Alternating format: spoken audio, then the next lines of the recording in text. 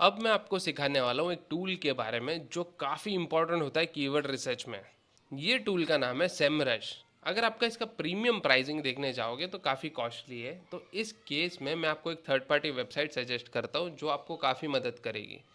तो उस वेबसाइट का नाम है एसईओ टूल अड्डा, जहाँ पर आपको 300 से लेकर 400 रुपये में मंथली इसका चार्ज मिलेगा।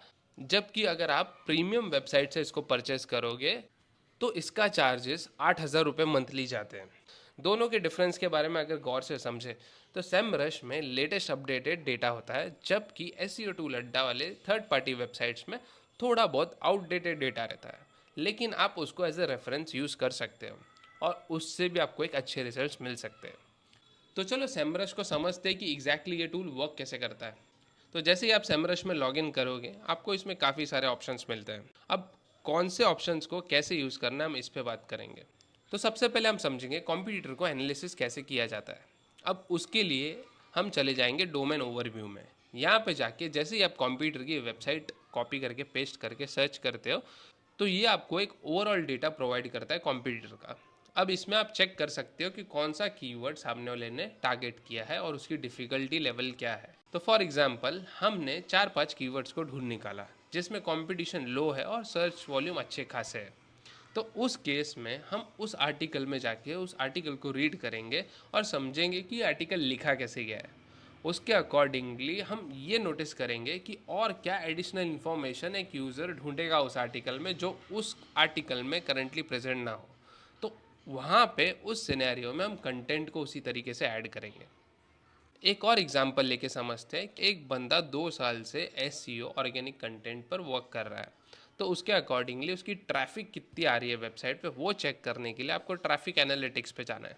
तो ये उनकी वेबसाइट पे कितनी ट्रैफिक आ रही है, मंथ ऑन मंथ कितना इंक्रीज हो रहा है या मंथ ऑन मंथ उनकी ट्रैफिक कितनी डिक्रीज हो रही है, ये आपको एक रिपोर्ट प्रोवाइड कर देता है। अब हम समझेंगे कीवर्ड्स को कैसे रिसर्च किया जाता है। तो सबसे पहले हम कीवर्ड ओवरव्यू में चले जाएंगे और यहाँ पे हमारे नीश के कुछ 2 से 3 कीवर्ड्स को ऐड कर देंगे। जैसे ही हमने 2 से 3 कीवर्ड्स को ऐड कर दिया उसके अकॉर्डिंगली वो समझ जाएगा कि हम कैसे टाइप के कीवर्ड्स को ढूंढ रहे हैं और उसके अकॉर्डिंगली रेलिवेंट इन्फॉर्मेशन हमको एक प्लेस पे प्रोवाइड कर देगा। अब उसमें से उस लिस्ट को आप एक्सट्रैक्ट कर सकते हो एक्सेल शीट में। और अगर आपको लगता है कि डेटा बहुत ज़्यादा है, इतने डेटे की ज़रूरत नहीं, हम पहले 100 कीवर्ड्स पर ही काम करना चाहते हैं, तो उसके अकॉर्डिंगली आप वहाँ पे जाके फ़िल्टर्स भी लगा सकते हैं। अब फ़िल्टर लगाते टाइम हमें कुछ चीज़ों को नोटिस करना है। जैसे कि अगर आपने न्यूली कोई वेबसाइट लॉन्च की और उसमें आप एसईओ स्टार्ट करने वाले हो तो उस केस में आपको कीवर्ड डिफ़िकल्टी 20 से लेकर 50 तक रखनी है और वॉल्यूम आपको 1000 के ऊपर मिले तो अच्छी बात है। तो वहाँ पे अगर आप फ़िल्टर आउट करोगे उस डेटा को तो डेफिनेटली आपको लिमिटेड कीवर्ड्स मिलेंगे जो क्वालिटी कीवर्ड्स हो, आप जिस पे आप इजीली रैंक कर सकते हो। अब 3 टाइप के कीवर्ड्स यूजुअली अपने ब्लॉग्स में लोग यूज़ करते हैं। तो पहला सबसे है कमर्शियल। कोई कमर्शियल रिलेटेड कीवर्ड्स आपको यहाँ पे दिखेगा इंटेंट सी। उसी तरह दूसरा होता है इंफॉर्मेटिव, जहाँ पे लोगों को इन्फॉर्मेशन चाहिए कोई भी पर्टिकुलर चीज़ के बारे में, तब भी वो आके सर्च करेंगे और उसमें आपको यहाँ पे इंफॉर्मेशन दिखेगा। तो डिपेंड करता है कि आप अपनी स्ट्रैटेजी कैसे क्रिएट करते हो, किस टाइप की ऑडियंस को आप टारगेट करना चाहते हो और किस टाइप के लोग आप चाहते हो कि आपकी वेबसाइट पर विजिट करें। अब आप चाहते हो कि आपने कीवर्ड रिसर्च भी कर लिया और कंटेंट भी लिख लिया, अब आप चाहते हो कि आप पोजीशन चेक करो। तो इस सिनेरियो में आपके पास 2 ऑप्शन रहते हैं। एक होता है पोजीशन ट्रैकिंग, जहाँ पर आपको अपने कीवर्ड्स की पोजीशन के बारे में पता चलता है। और अगर आपके पास ये टूल नहीं है, आप फ्री में ये सारी चीज़ें करना चाहते हो, तो उस केस में आप कोई भी थर्ड पार्टी ब्राउज़र का यूज़ कर सकते हो। थर्ड पार्टी ब्राउज़र पे विजिट करते ही आपको वो कीवर्ड को एंटर करना है जो आपने अपने ब्लॉग पोस्ट में यूज़ किया। उसके बाद आपको नीचे चले जाना है और पेज को स्क्रॉल करके आपको चेक करते रहना है कि आपकी वेबसाइट का पेज कौन से पेज पर रैंक कर रहा है। अब फॉर एग्जांपल आपको चाहिए कि आप पूरा एक साइट ऑडिट करो। ऑडिट के in the sense, for example आप किसी क्लाइंट को अप्रोच करते हो उनके वेबसाइट के एसईओ के लिए, तो उस सिनेरियो में आपको ये चेक करना होता है कि उनकी वेबसाइट कितनी ऑप्टिमाइज्ड है, उनकी वेब की स्पीड कैसी है, उनके कीवर्ड्स वो यूज़ कर रहे हैं या बैकलिंक्स जो क्रिएट कर रहे हो किस टाइप की है। तो उस सिनेरियो में आप साइट ऑडिट पर जाके एक ऑडिट रिपोर्ट निकाल सकते हो। ऑडिट रिपोर्ट जनरेट करने के बाद आप उस यूज़र को आपकी ऑडिट रिपोर्ट दिखा सकते हो। वहाँ पे उस केस में अगर आपके यूज़र को आपकी रिपोर्ट अच्छी लगती है, अच्छी लगेगी डेफिनेटली क्योंकि सेमरश एक बेस्ट टूल है, वहाँ पे जाके हम उनको कन्विंस कर सकते हैं कि अगर आपकी वेबसाइट का करंट कीवर्ड 5th पेज पर रैंक कर रहा है और पिछले 7 महीने से वो 5th पेज पर ही रैंक कर रहा है, तो एग्जैक्टली कहाँ कैप है, आप उस रिपोर्ट के थ्रू उनको वो चीज़ समझा सकते हो।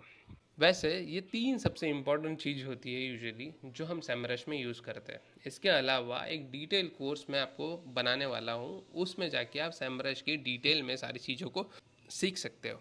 अब आप चाहते हो कि आप ऐसे स्टार्ट कर रहे हो इस चीज़ को और आपको सेमरश जैसे टूल में भी इन्वेस्ट नहीं करना है, तो उस सिनेरियो में आप गूगल कीवर्ड प्लानर को यूज़ कर सकते हो।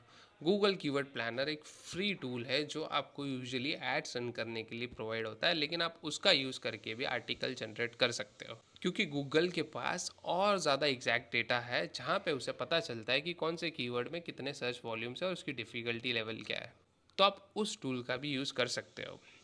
अगर आप अभी एक चीज़ चेक करोगे तो जितना ज़्यादा कीवर्ड लॉन्ग होगा उतना उस पर कॉम्पिटिशन लेस होगा और वॉल्यूम भी कम होगा रिलेटेडली।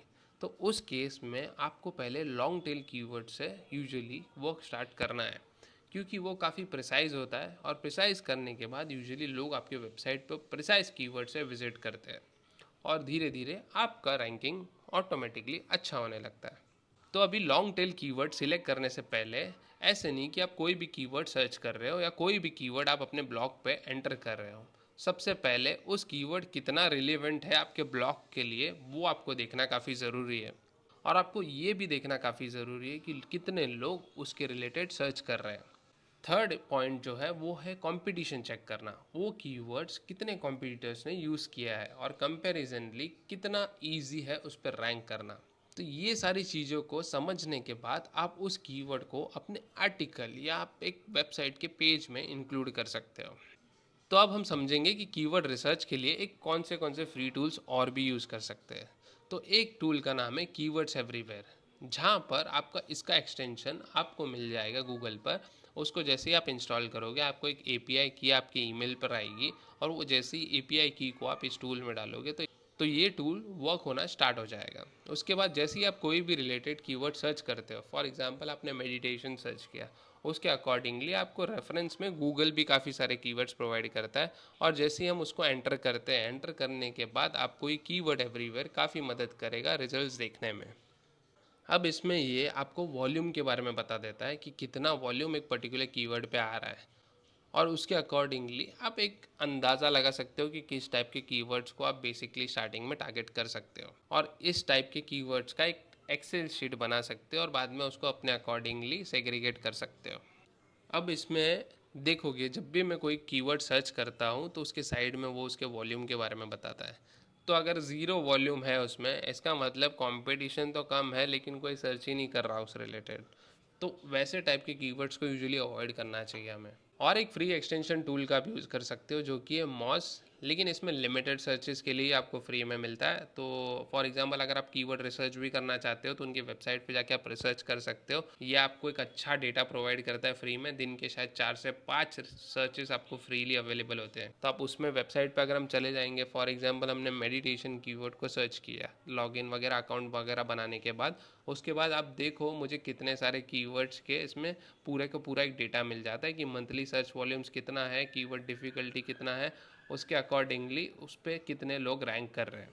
और अगर हम अपने स्कोर की बात करें तो हमारा स्कोर क्या है करंटली, तो यहाँ पे आप फिल्टर आउट भी कर सकते हैं। यहाँ पे देख सकते हो जैसे कि हमने जैसे ही वॉल्यूम पर क्लिक किया तो ये असेंडिंग टू डिसेंडिंग अरेंज हो गया, उसी तरह आप डिसेंडिंग टू असेंडिंग भी कर सकते हो। अब जो हमने डिफ़िकल्टीज़ को चूज़ करना है वो 0 से लेके 40 तक या 50 तक मैक्सिमम रहना चाहिए और हमें मिक्स एंड मैच कीवर्ड्स का यूज़ करना है। फॉर एग्जांपल हमने एक 10 डिफ़िकल्टी वाले को कीवर्ड यूज़ किया, दूसरा जो है 30 डिफ़िकल्टी वाले कीवर्ड को यूज़ किया और चौथा 40 को। इसके अकॉर्डिंगली आपने मिक्स एंड मैच करना है कीवर्ड्स का और उसके अकॉर्डिंगली आपको अपने वेबसाइट पे डालना है।